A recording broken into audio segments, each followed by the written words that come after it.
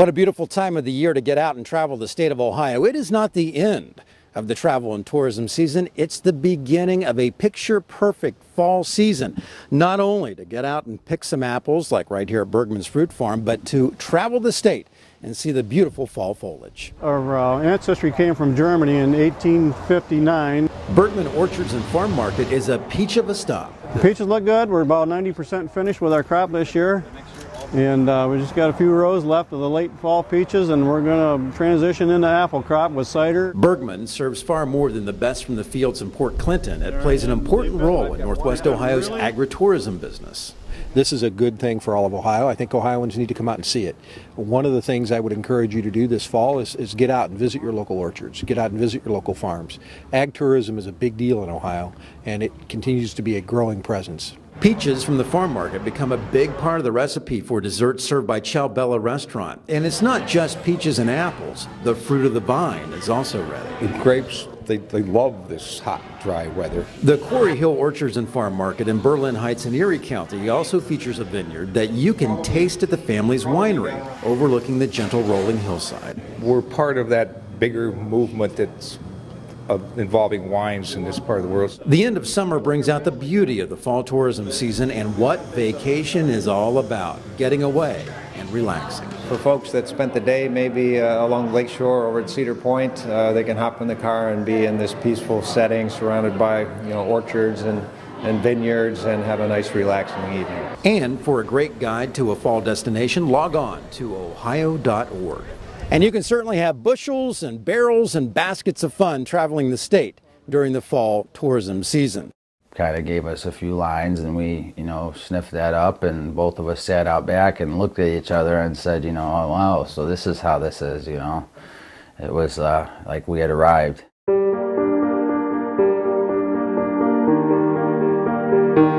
In 2012, we were experiencing an unprecedented and unexpected spike in overdose deaths. In 2010, 2011, we had 2022, and all of a sudden in 2012 it jumped to 60. Oxycontin, Percodan.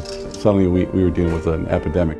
Everybody clamped down on the distribution, doctor's perspective from the pharmacies. Somewhere along the line, many of these people changed to heroin. We brought together the other law enforcement agencies within the county, along with the county coroner, with the express purpose of talking about this epidemic that we were experiencing and what could be done about it. And we had done some research as to what other communities in the country were doing, and we ran into a program that Quincy, Massachusetts was running, where they had distributed nasal Narcan to each of their officers out in the streets. We said we were ready to start doing it the next day. That wasn't permissible because the state law didn't allow for police officers as first responders to carry Narcan. I wrote a letter to Senator Gail Manning and asked for her help. They're the ones that came to me and said, we want to have a pilot program where first responders can carry Narcan.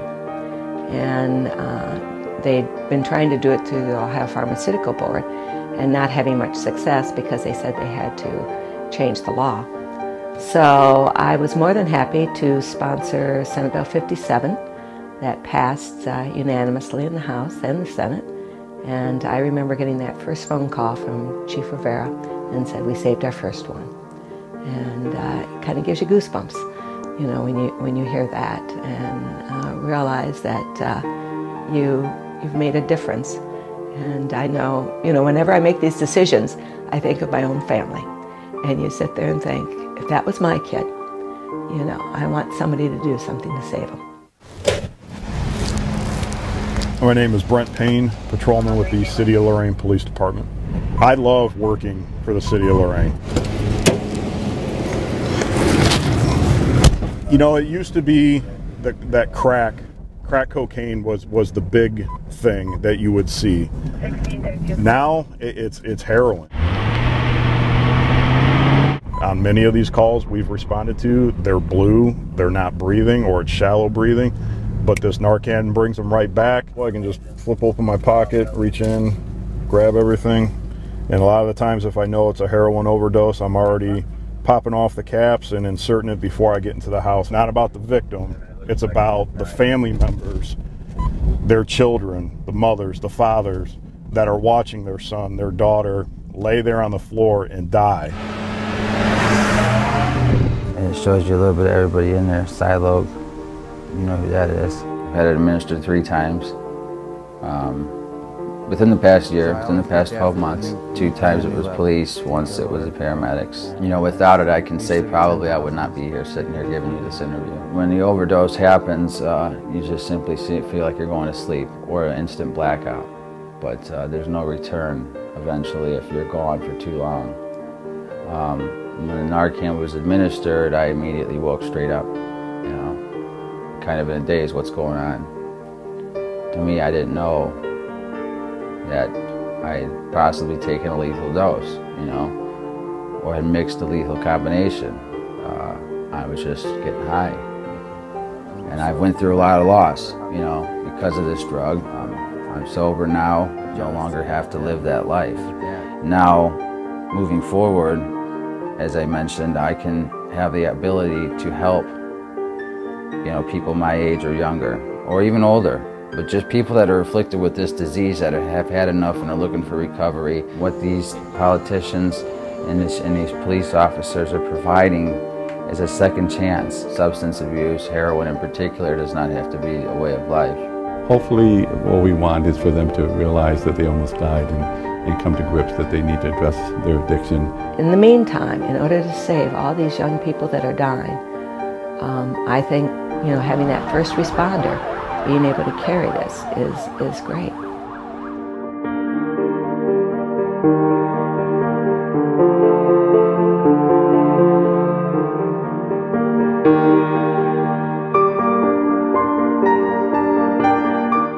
Ohio spins in the top 10 when it comes to infant mortality programs, but only ranks in the bottom 5 when it comes to saving babies' lives before their 1-year-old birthday. A lot of work has been done, and the Ohio Senate passed a brand new bill aimed at changing those numbers. It was sponsored by State Senator Shannon Jones. So much work went into this. You chaired the Infant Mortality Commission. What's going through your mind now that this has passed? Well, it's a big hurdle to get it through the Senate, but what's on my mind is that we only have 94 days left in the General Assembly, and now we really need the House to pay attention to this, to make it a priority so we can get it done by the end of the year. You know, as we follow this story, we've talked about a lot of things, especially about taking a lot of the focus out of the doctor's office and putting it directly into the neighborhoods. Is that one of the key initiatives here? Absolutely. Right now, we know, based on the evidence, that only 20% of an individual's health outcome is based on in the clinical setting. We have good clinical care here, and while there are certainly improvements we can make, the reality is it's the other 80% of the things that happen in our lives that determine what our health is. And so what Senate Bill 332 does is it pivots the focus to make us squarely aware of the outcomes, and that allows us to be able to include other things, not just the clinical care, into this conversation. One of the big ratios that is really eye-catching is what the minority, the African-American babies, their infant mortality rate is double, almost triple. And do you think that this is a big step in really trying to address that ratio? It absolutely is. We know that if we lean in on those evidence-based practices that work, that actually remove barriers for at-risk women for prematurity and low birth rates, that we will improve the outcomes. And so what 332 does is takes those evidence-based strategies and it really focuses them and targets them. And so removing barriers aren't just clinical barriers. They may be transportation barriers or housing barriers or other economic barriers. But in the end, what we're paying for is the clinical outcome. So if we remove a barrier, a transportation barrier to get to the doctor's office, then the clinical outcome is better birth outcome. One of the stories that we did with you was along Parsons Avenue in Columbus, Ohio. Talked about the impact of a community health worker, not a nurse, not somebody really with a medical background, but somebody to go out door to door almost in these neighborhoods that have a high ratio ratio of infant mortality and say, these are the programs that are available to you, and have really a one-on-one, neighbor-to-neighbor conversation. Absolutely. We think this is really important into the delivery of care. As you mentioned, these aren't clinicians. We have lots of clinicians.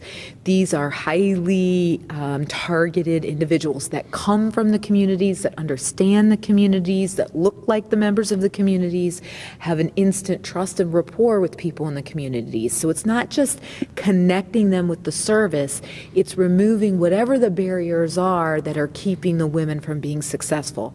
I will tell you, these are the warriors on the fight, the guerrilla warriors on the fight to lower our infant mortality rate. Starts in the neighborhoods. A lot of work went into this, chaired again, the Infant Mortality Commission, chaired by State Senator Shannon Jones.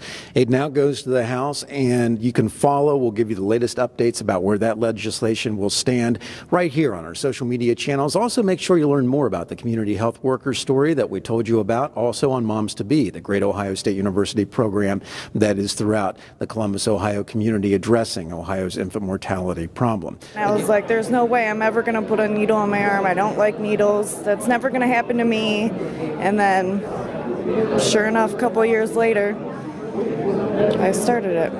Marissa Darnell started with gateway drugs. Now her heroin addiction keeps taking important pieces of her life. My baby's father actually passed away from an overdose. So it's taken everything from me, from my dental assisting job to the father of my baby, everything. This fatal addiction destroys more than the addict. It terrorizes families across every Ohio neighborhood. He overdosed in my bathroom and I couldn't get to him. I had to break out my windows in the bathroom, and I grabbed my 8-foot ladder, broke out the windows, and started CPR on him. Police officers got there first and gave Barbara's son a life-saving dose of Narcan. If it wasn't for Narcan, my son wouldn't be here today. My son overdosed 3 times. First responders, from police to paramedics, face a growing call for help. Major cities report 50 overdoses a week tied to heroin. Law enforcement is fighting on the front lines to stop heroin trafficking, yet the avalanche of addicts has flooded the rehab community. And it's sad to watch people who, especially after we give them Narcan, who are at a point where they actually want help and they're willing to get it, but it's not available, or there's a long waiting period that discourages them. So I would absolutely like to see additional funding in the area of treatment first. More detox centers for sure, and more sober living, and more treatment centers that it's not such a long waiting list to get in there. The state Senate made significant investments in drug treatment and recovery programs while funding the current 2-year budget. Senator Gail Manning hosted the town hall meeting to hear from people directly affected by heroin. She believes treatment programs must be designed to make a long-term difference. We want to make sure that that money is going in the right places. You've got to make sure that the programs are research-based and that the programs are going to be helping people. For Marissa, it took 3 times to break the habit. The addiction is costing Ohio. No neighborhood or family is immune. It's very hard. A lot of arguing, a lot of crying, a lot of not sleeping at nights. It's hard. It's very hard to have a drug addict in your family. For information about where you can get help here in Ohio, go to mha.ohio.gov. That's Ohio's Department of Mental Health and Addiction Services. And you can contact their crisis text line 24 hours a day. Just text 4HOPE to 741-741. The Attorney General's Task Force on K-12 Drug Education met right here at Wright State University in Salina, the Lake University campus, talking to educators and also to former addicts about what would have made a difference in their lives. The idea being to keep them out of a prison cell and make sure that these young people are going into a college classroom instead. We gave them complete autonomy to try and find solutions and make suggestions about things that are going to work. The Drug Education Task Force wants input from neighborhoods and educators from around Ohio. Design a drug education curriculum that follows students from kindergarten through the 12th grade. Peer pressure often carries a negative meaning, but positive peer pressure is working in Salina Public Schools with a program called STOP. Students teaching others about prevention. So we also have a SAD program at the school with the high school students. But with the STOP program, high school students are more involved as well, working with some of our elementary students, teaching them the importance to stay drug-free and making positive choices in their lives. Part of the solution is law enforcement. School resource officers provide safety, and DARE officers engage students about the dangers of drugs. However, recovering addicts told the panel that too many times law enforcement is looked at as the adversary, or as the people who punish, instead of the people children should feel comfortable turning to for help. I think the answer to that is what we've been talking about, working with kids when they're young. You know, those in impressionable years, that officer is your friend, he's not your enemy. The other thing that we do in K through 6, the officers that work that are not involved in discipline. So from what you were talking about earlier, you know, they're there to help them. It's an all Ohio issue. Heroin and opiate addiction strikes every family across Ohio in many ways. Look, it may not come to your family, and God, I wish it doesn't. But it's going to come to a lot of families just like yours. And so what we need to do is make sure we try and address this as a holistic, all-Ohio solution. Ohio recently became the #1 state in the nation in drug-related overdose deaths. And now, Senate Bill 237, sponsored by State Senator Frank LaRose, addresses a new development within heroin addiction, and that is a substance called fentanyl. It's extremely deadly, and this bill deals with the dealers. We believe that drug users need treatment. Drug traffickers need prison, and for a long time. Drug dealers are now mixing heroin with a super powerful drug called fentanyl and carfentanil. It's so deadly, less than a gram is fatal. So a few grains of sand of this would be deadly. It's been reported that carfentanil has been used as a chemical weapon by terrorist organizations. This is an elephant tranquilizer. It's deadly stuff. It's ending up on our streets. Fentanyl and carfentanil together in 2015 killed more people than car crashes in the state of Ohio. Ohio spends millions on drug rehabilitation programs, and this week the Senate funded an additional $2 million to the Department of Mental Health for addiction services. People get released from jail after having a heroin conviction, and they go right back to their old lifestyle. But if they had some support and wraparound services for that 30, 60, 90, 120 days, they're going to be less likely to get back into that bad lifestyle. And so those monies can be used for that on a grant program based on things that work. Getting the message out to young minds is key. A drug education task force is working on a curriculum for students in kindergarten through 12th grade, and parents are a big part of that message. In working with the Attorney General Mike DeWine, that the Speaker and I came together with this concept. The best thing to do is to figure out what the experts in the field think we need to do to educate and enlighten. And it's going forward. They're coming up with ideas and recommendations. But look, the best thing you can do, moms and dads, the best thing you can do is talk to your kids about staying off of drugs. Today we're making a donation to the Mid-Ohio Food Bank based on the contributions that our staff here in the Ohio Senate have made to the food bank and to help our residents throughout Central Ohio. You know, to produce and generate enough food and cash for almost 40,000 meals, that is really astounding. So thank you, Ohio Senate and Ohio House, for being a partner with Mid-Ohio Food Bank and our hungry neighbors. They really do a great job throughout Central Ohio to provide food to the pantries, and in turn the pantries provide food to the residents of the community.